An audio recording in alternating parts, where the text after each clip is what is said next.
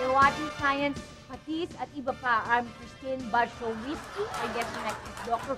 Felix D. Katakutan, a respected paleontologist. Balitang-balita sa science community at yung latest discovery. Please tell us about it, Doctor. Christine, 2 years ago, Ano naman yun? our research team went to Africa and we found nothing. There was a major expedition and we found nothing. But last week, sa isang kuweba sa Mount Kapupu, may natagpuan kaming stone tablets. As you can see, may mga nakaukit dito. Oh, ano po nga sinasabi ng mga yan? Well, you see, Christine, sinasabi dito kung saan nag-umpisa ang sex, the origin of sex.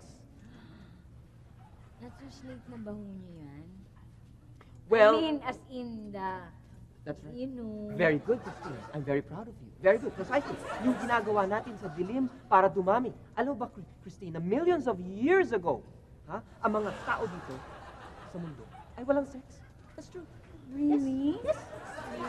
Grabe, ano yan? Apat ang paang. Very good, Christine. Ito ang Homo digitus. Later on, nag-evolve sila at nagbago ang itsura nila. Naging ganito. Ano naman ninuno natin? Naghihiwalay na sila. Correct. But, Christine, not completely. Ito ang tinatawag na Homo siamesis. Ano kaya ang dahilan kung bakit sila nagsimulang maghiwalay? Christine, I love your questions. Sabi dito sa tablet, as you can see, nagsimula mag-split ang katawan nila nang pumutok ang Kokorabunki volcano. Ito nakalagay, Kokorabunki volcano. Todo nga? That's right, Vorakana Kokorabunka. Yes. Alam mo nangyari nung pumutok ang Kokorabunki volcano, nagtakbuhan sila. Oh? Yes, at yung iba, hindi sila magkasundo eh. Kasi nagpunta dito yung iba, dito sila sisilong, hindi sila magkasundo. That's right. Ganun? Yes. So, naging kamukha na natin sila. Hindi nag-umpisa na sila mag-sex. Not yet. Masyado ka namang apurado. Oo nga. Sorry po. That's okay, that's okay. Alam mo, totoo, yes, nagkaroon sila ng kasarian. Ang Homo erectus at ang Homo navastus. Pero, wala pa silang alam sa sex. But wait.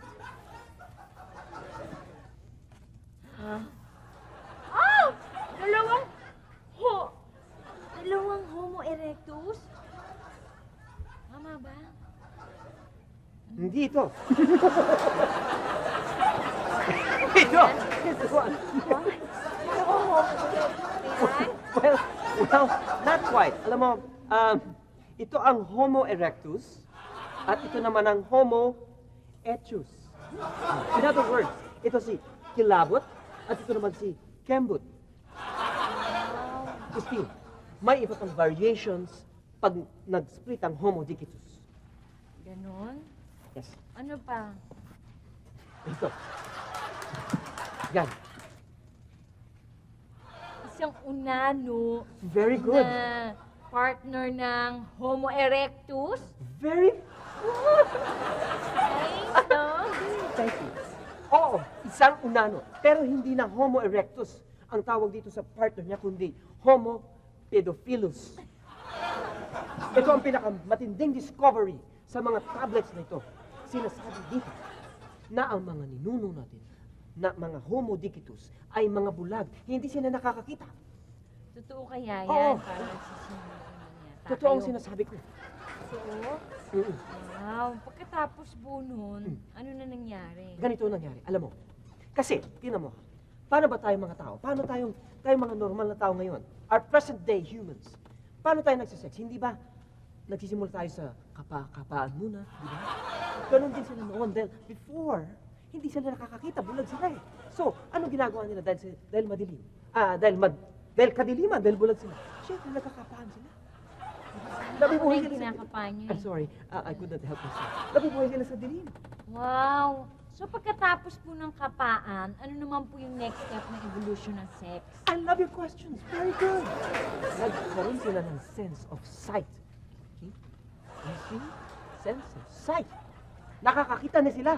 At nang makita nila ang isa't isa, na-miss nila yung kanilang pagkakadikit-dikit.